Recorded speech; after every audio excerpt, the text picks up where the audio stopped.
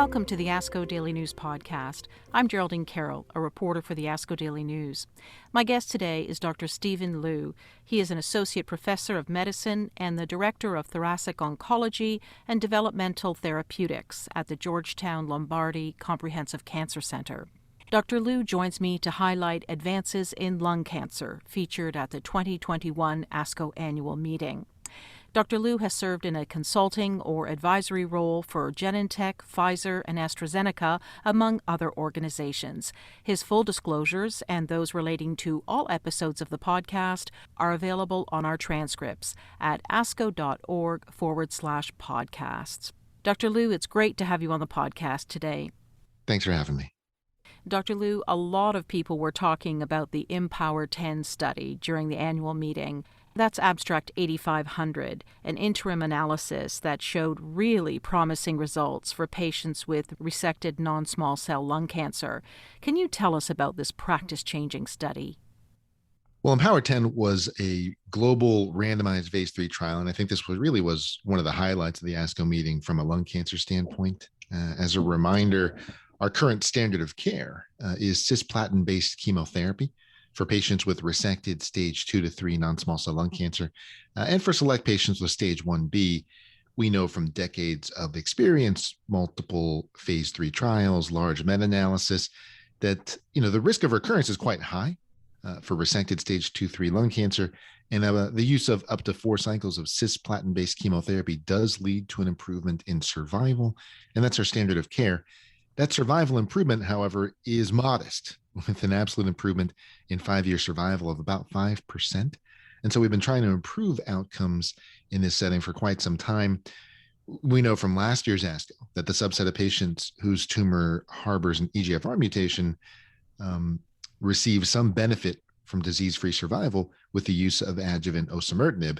Empower 10, presented at this year's ASCO by Dr. Heather Wakely, looks at the use of immunotherapy as a complementary adjuvant therapy. And, we knew from press release that this study had met its primary endpoint. This was our first chance to look at the data firsthand, really see how it would impact practice.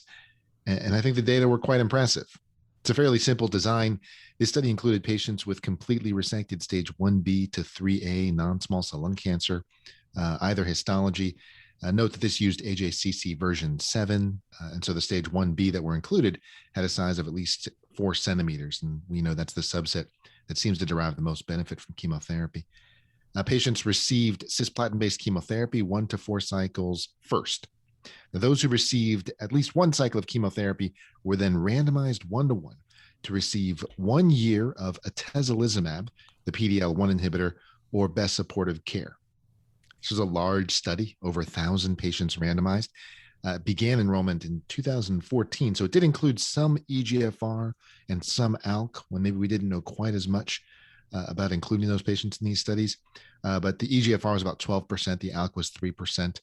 Some were unknown EGFR and ALK status, but these were likely the squamous histology as those numbers line up.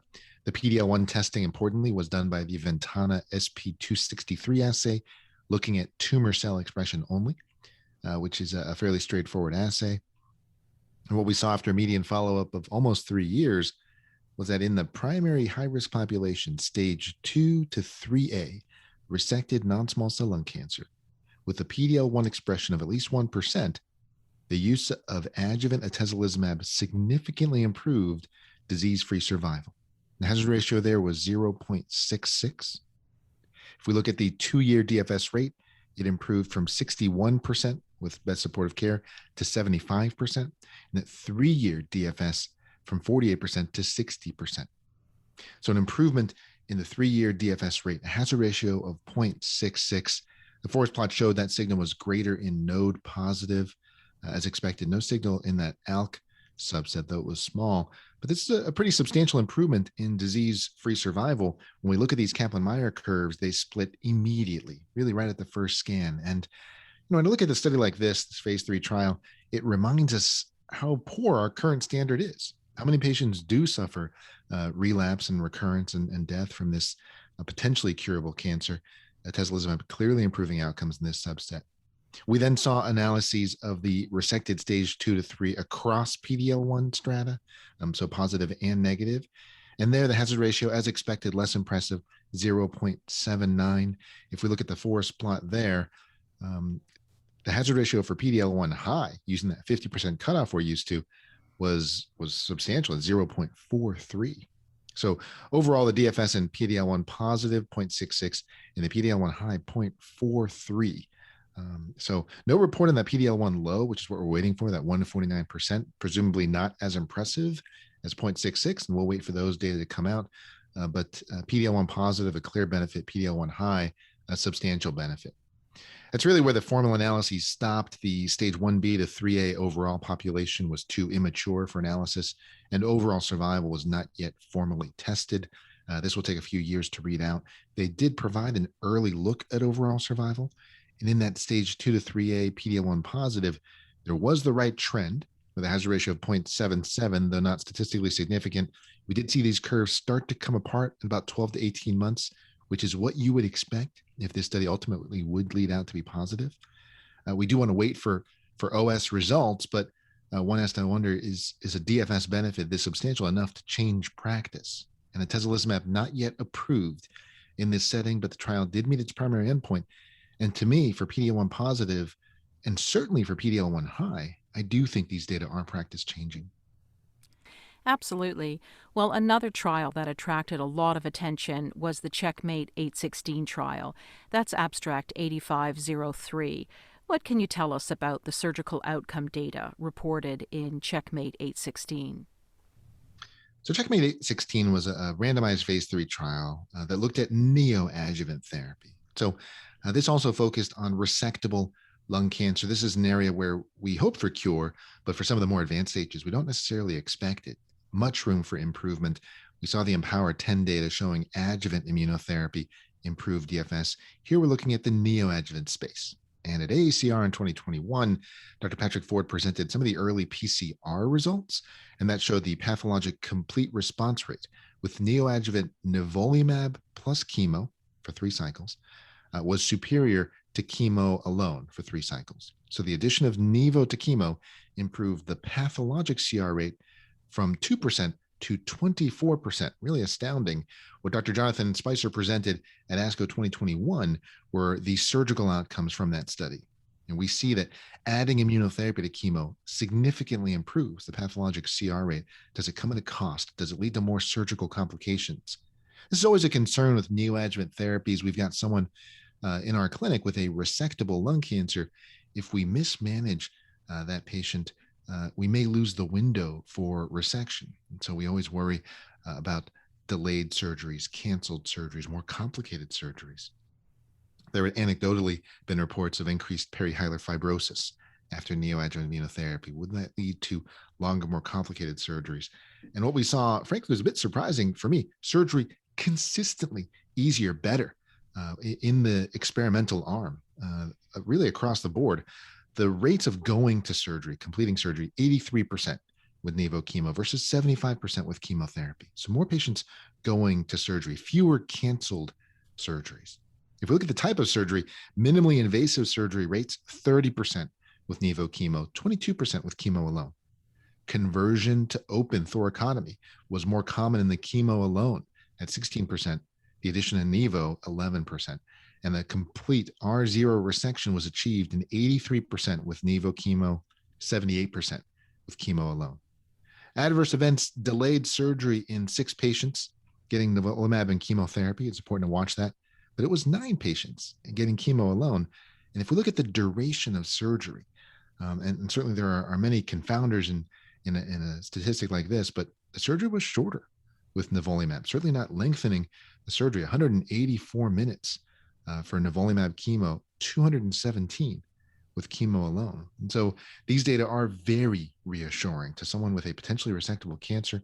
And I think that when I take a step back and look, maybe these results do make sense. Maybe this is what I should have expected. If we give a treatment that is more effective, that has a higher response rate, that works better, those patients are less likely to have progressive disease, and the surgery should be more straightforward if there's less cancer to resect. So the Checkmate 816 surgical data, we've been waiting for this shoe to drop, and it was very reassuring. Perioperative immunotherapy is going to be an important part the management of stage 2-3 non-small cell lung cancer in the years to come. Now, going forward, we'll need to compare these adjuvant and neoadjuvant approaches and the relative merits of either strategy. But these results I thought were very reassuring. Excellent. Well, moving on to the Pacific trial, Abstract 8511, this study reported improvements in 5-year overall survival and progression-free survival for unresectable stage 3 non-small cell lung cancer. What are your takeaways from this study? Sure. The Pacific study is a randomized phase 3 trial that's really set our standard of care for unresectable stage 3 locally advanced non-small cell lung cancer. This is a group where our standard of care historically has been concurrent chemoradiation with the goal of cure, though unfortunately not necessarily the expectation, with recurrence rates quite high. We saw years ago the addition of 1 year of durvalumab improved progression-free survival, then ultimately improved overall survival compared to placebo. This was a fairly straightforward study. It enrolled unresectable stage 3 non-small cell lung cancer after chemoradiation who did not have evidence of progression after completing therapy to receive 1 year of durvalumab or placebo, a 2-to-1 randomization. The results markedly positive, leading to FDA approval, really our new standard of care. These are long-term survival data. And they were presented by Dr. David Spiegel. These are really important. Immunotherapy, the whole appeal of this strategy is the durability, the induction of memory T cells, meaningful long-term survival. Will this increase the rate of cure? Really is what we're going for. And when we saw the survival benefit with durvalumab, we knew that we were curing more patients. Long-term follow-up is important to make sure that we don't have late recurrences, that we really are curing and not just delaying recurrence for some patients. And in this analysis with 5-year follow-up, we see durvalumab improve the median survival from 29 months with chemoradiation alone to 48 months with the addition of durvalumab. That's a hazard ratio of 0.72, 28% reduction in the risk of death, pretty substantial. That 5-year survival rate was 43% versus 33%. And importantly, these were very similar to the 4-year data that were presented by Dr. Corinne Favre-Finn at World Conference on Lung Cancer. Really very little drop-off between year 4 and 5. And we refer to that as flattening of the tail, where the events are early and at some point they kind of stop happening. Just really what we want to see. While survival is what we hone in on, in an abstract like this, we also need to pay attention to progression-free survival. And the PFS rate at 5 years was 33% with durvalumab versus 19% with chemoradiation alone. So 33% with no evidence of progression at 5 years. And if you are cured from lung cancer, then you can't have progression. So 1 in 3 patients with no progression at 5 years, I think, is very reassuring. That PFS hazard ratio 0.55. So prior to ASCO 21, durvalumab was our standard of care. Now we just have longer term follow-up to really solidify that choice. These are important data for patients and families to set expectations right, but our clear standard. Still, though, room for improvement. In that 5-year PFS rate of 33%, we would like to see that higher, and ongoing strategies hopefully will help push that up. Excellent. Some great survival data in the Pacific trial. Well, Abstract 9007 sparked a lot of interest as well. This is an expansion study of patritumab deruxtecan in patients with EGFR mutant non-small cell lung cancer. That's a difficult drug to pronounce, so I'm sure you'll do a better job. What can you tell us about this? Well, yeah, all these antibody drug conjugates do have tricky names, so they are kind of fun to say. So patritumab deruxtecan is a HER3 antibody drug conjugate. I suspect it'll be better known as HER3-DXd, a little easier off the tongue. This was a study that looked at this agent in patients with EGFR mutant non-small cell lung cancer after TKI therapy. And when we turn our attention to targeted agents, we have really transformative drugs with very wide therapeutic windows, little toxicity, very high efficacy, really game changers in patients with driver positive non-small cell lung cancer. But as we know, these treatments aren't cures, and we do expect resistance to osimertinib. The 3rd generation TKI has been pretty heterogeneous. And once patients progress on osimertinib, the next standard therapy really is chemotherapy. and there's a bit of a drop off with more tox, less efficacy overall. So this remains an unmet need. Many studies are looking at different strategies there. We've seen the addition of MET inhibitors if MET is amplified for certain subtypes, RET, BRAF, for example, the addition of other targeted agents. This study, Abstract 9007, presented by Dr. Pasayani, looked at the HER3-DXd antibody drug conjugate. So patritumab deruxtecan has a monoclonal antibody targeting HER3, proprietary linker, and then a topoisomerase 1 warhead. This was a phase 1 study that looked at 57 patients with EGFR mutant lung cancer after TKI therapy. Mostly, about 90% were coming off of osimertinib. And what we saw, I thought, was very encouraging. This is a small, early study. These are very selected patients. But the response rate here, almost 40%, disease control rate, 72%, and the median progression-free survival with monotherapy of patritumab deruxtecan was 8.2 months.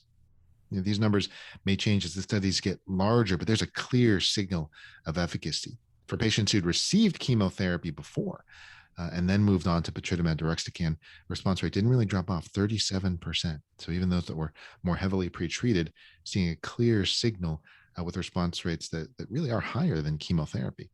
What was, I think, most important, we saw efficacy of patritumab deruxtecan across multiple different mechanisms of resistance. And so it wasn't one biomarker select. It really was active, very versatile agent. And really, I think that's what we need. While biomarker-driven resistance will be something we always hone in on and try to focus, we do need something that's much more versatile for rapid implementation. And this is having a lot of potential. Very well tolerated. If we look at treatment emergent adverse events, only one person stopped from a TEAE. Only 4% stopped due to TEAE. So very well tolerated treatment. Response was also durable. One response listed was after 4 years of therapy. And so the potential for long-term disease control, long-term responses. So clearly an active drug. This is an area where we need a lot of drug development, well tolerated, only 4% stopping due to adverse event. And a nice signal of activity. Our next steps will be to make this a larger study, to look in more patients, to really hone in on the mechanisms and where this really is working. Can we widen that therapeutic index? And can we look at combinations? Is there a role to continue TKI with this, maybe for better CNS coverage or activity? That's what we'll see in the years to come. Excellent.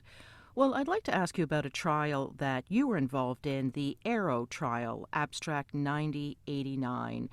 Can you tell us about this impactful study? Yeah, sure. The ARROW trial is a study that I've been a co-investigator on for many years. This was presented by Dr. Giuseppe Carigliano, and this looks at a RET inhibitor called pralsetinib, originally when we first got involved called BLU 667.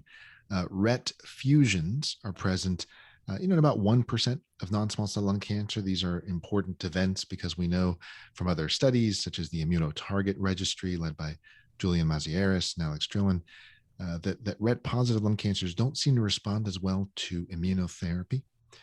However, in the past, the kinase inhibitors, the targeted agents we had that targeted RET, weren't very good. They had response rates around 30, 40%, a lot of toxicity. These are drugs like vandetanib, cabozantinib. With the introduction of selective RET inhibitors, we've seen striking efficacy and much better tolerability. And we now have 2 approved RET inhibitors in this space, selpercatinib and pralsetinib, both receiving FDA accelerated approval based on their respective single-arm studies. What we saw at ASCO 2021 from Dr. Carigliano was an update on the RET fusion positive lung cohort of ARROW. Again, this was a phase 1/2 trial looking at pralsetinib, given at a dose of 400 milligrams by mouth once daily.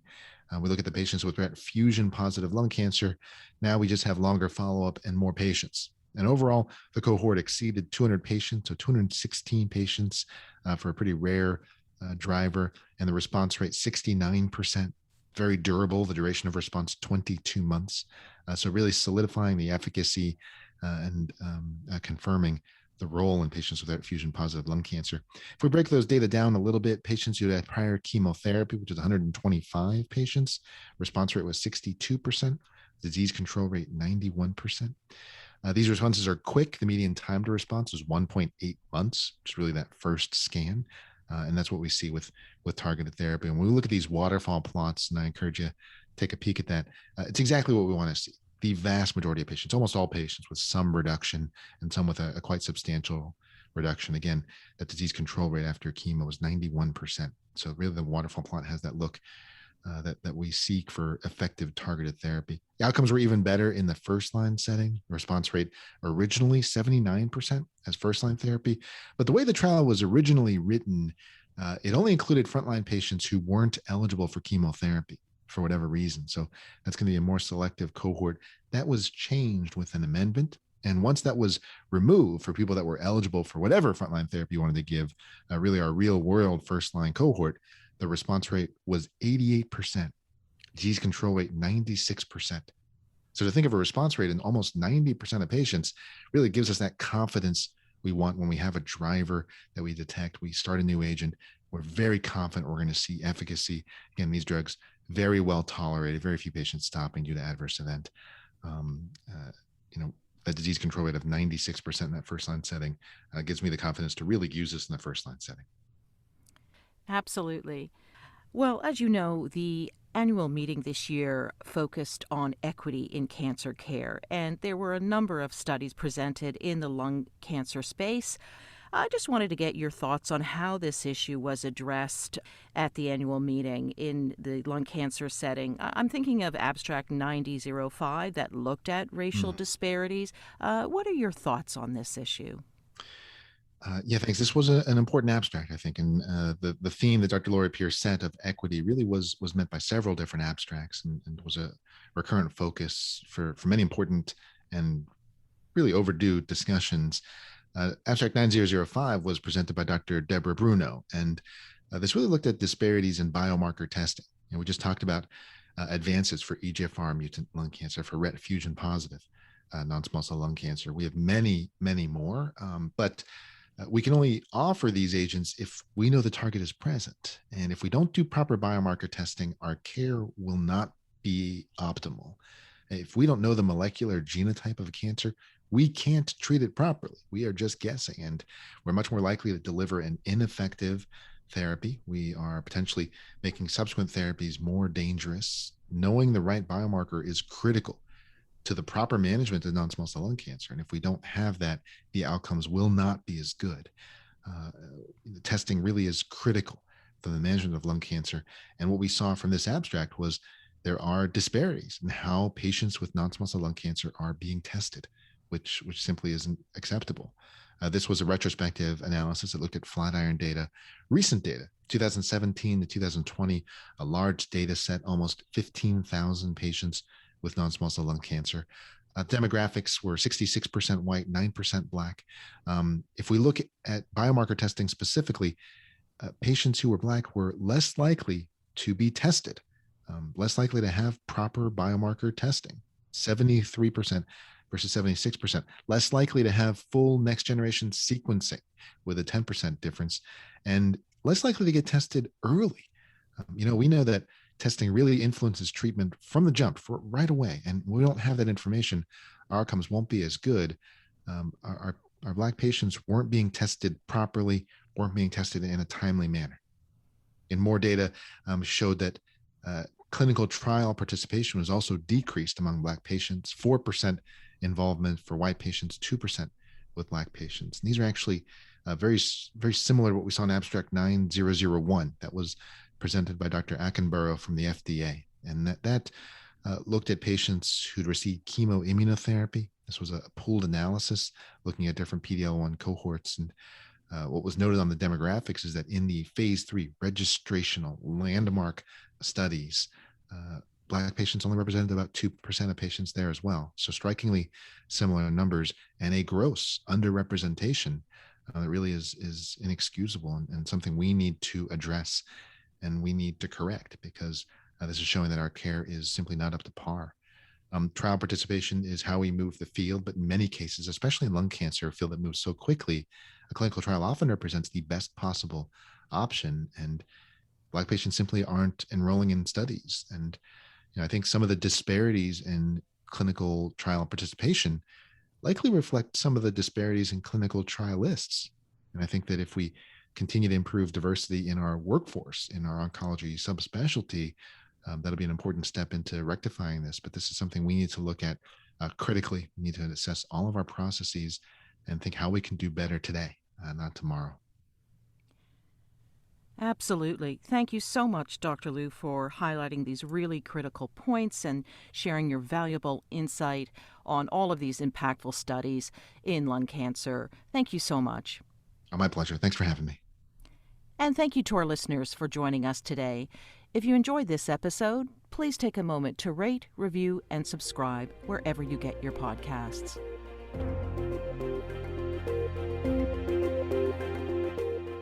The purpose of this podcast is to educate and to inform. This is not a substitute for professional medical care and is not intended for use in the diagnosis or treatment of individual conditions. Guests on this podcast express their own opinions, experience, and conclusions. The mention of any product, service, organization, activity, or therapy should not be construed as an ASCO endorsement.